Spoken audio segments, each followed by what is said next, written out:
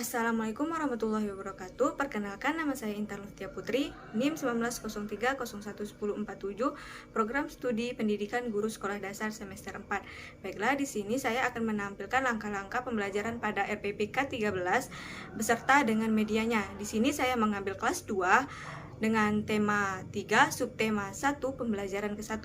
Di sini media yang telah saya siapkan yaitu ada berbagai macam jenis uang dan 2 stik kayu dan kentongan. Nah, sekarang kita akan mulai pembelajarannya. Di sini muatan pembelajarannya ada 3. Yang pertama ada bahasa Indonesia, yang kedua ada matematika, dan yang ketiga ada SBDP. Yang pertama yaitu bahasa Indonesia. Nah, di sini sudah ada denah rumah Siti. Sebelumnya saya mau bertanya, apakah kalian tahu letak rumah kalian masing-masing? Nah, tentu saja kalian sudah mengetahui letak rumah kalian masing-masing. Apa sih guna kita mengetahui letak rumah kita tersebut? Supaya jika ditanya dengan orang, kita bisa menjawab di mana letak rumah kita, dan juga kita mengetahui arah dan jalan menuju rumah kita. Nah, coba perhatikan denah rumah Siti berikut ini. Baiklah, di sini saya akan membacakan teks cerita jalan menuju rumah Siti. Nah, mari kita simak bersama-sama. Siti tinggal di Jalan Ki Hajar Dewantara nomor 25. Di sebelah kanan rumah Siti adalah rumah Adi. Di sebelah rumah Siti adalah rumah Ayu. Dan di depan rumah Siti ada musola. Rumah Siti terletak tidak jauh dari sekolah. Siti berangkat ke sekolah diantar ayah.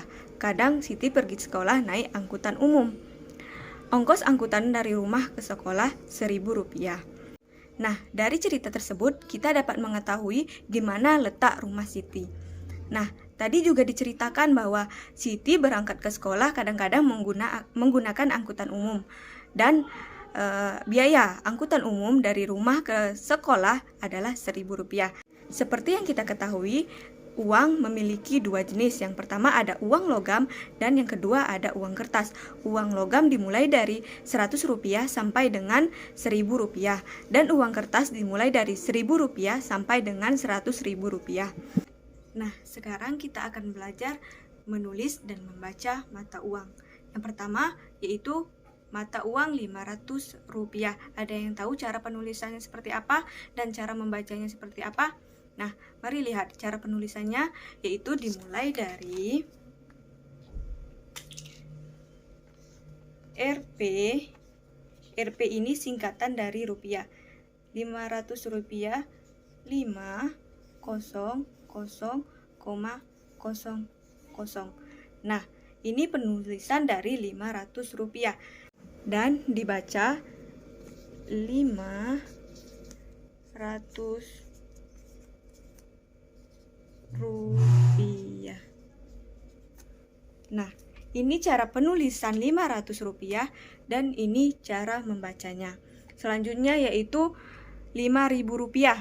Penulisannya yaitu Rp 100,00. Ini penulisan dari Rp1.000 dan cara membacanya yaitu Rp1.000.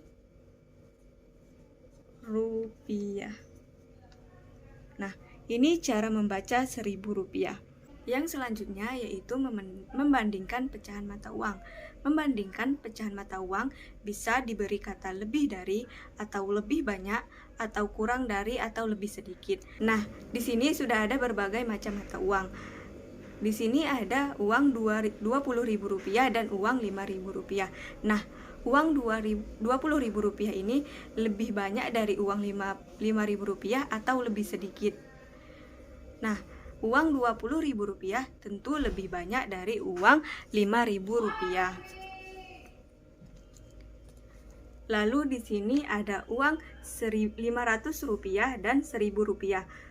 Uang Rp500 apakah lebih banyak dari uang Rp1.000 ataukah lebih sedikit? Tentu saja uang Rp500 lebih sedikit dari uang Rp1.000. Nah, seperti itulah cara membandingkan pecahan mata uang, yaitu dengan memberi kata lebih banyak atau lebih dari atau kurang dari atau lebih sedikit. Selanjutnya kita akan mengurutkan pecahan mata uang. Kita akan mengurutkannya dari yang terkecil sampai ke yang besar, mulai dari uang logam. Yang pertama yaitu ada uang 100 rupiah. Yang kedua yaitu ada uang 200 rupiah. Yang ketiga ada uang 500 rupiah. Dan yang terakhir ada uang 1000 rupiah.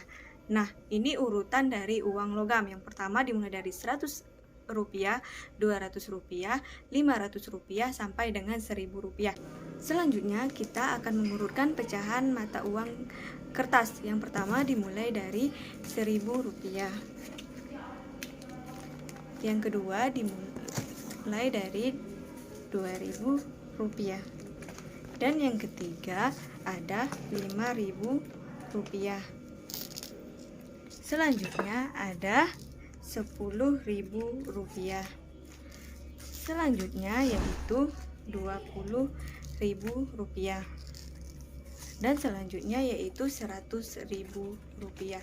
Nah, inilah urutan mata uang kertas, dimulai dari 1.000 rupiah, 2.000 rupiah, 5.000 rupiah, 10.000 rupiah, 20.000 rupiah, dan 100.000 rupiah. Nah, jika diurutkan dari yang besar, maka dimulai dari 100.000 rupiah, 20.000 rupiah, 10.000 rupiah, 5.000 rupiah, 2.000 rupiah, dan 1.000 rupiah. Dan jika uang logam diurutkan dari yang terkecil, yaitu dari 1.000 rupiah, 500 rupiah, 200 rupiah, dan 100 rupiah. Nah, itulah cara mengurutkan pecahan mata uang. Nah, pada cerita rumah Siti tadi dijelaskan bahwa di depan rumah Siti terdapat musola. Nah, di musola tersebut terdapat kentongan yang dibunyikan pada saat sholat. Nah, kita bisa membuat bunyi kentongan bervariasi dengan beraturan dan berulang. Itu disebut irama. Lalu banyak ketukan dalam setiap ruas disebut birama. Belajar irama dan birama bisa dengan menggunakan tepuk tangan atau hentak kaki. Sekarang saya contohkan. Jika ada TKK, maka kita harus tepuk tangan dan hentak kaki, hentak kaki. T itu tepuk tangan dan K itu hentak kaki. Nah, jika ada TKK, tepuk tangan, hentak kaki, hentak kaki. Jika KKT, maka hentak kaki, tepuk tangan. Nah, kita juga bisa belajar irama dan birama dengan cara memukulkan dua stik ini atau memukul tong, seperti tek tek tong atau tong tong tek tek tong tek. Nah, bisa seperti itu, atau juga bisa dengan tepuk tangan dan mengetuk meja. Contohnya seperti prok prok tek tek prok prok. Nah, seperti itulah cara kita belajar irama dan birama. Sekian pembelajaran kita hari ini. Jika terdapat kesalahan, saya mohon maaf. Saya akhiri. Wassalamualaikum warahmatullahi wabarakatuh.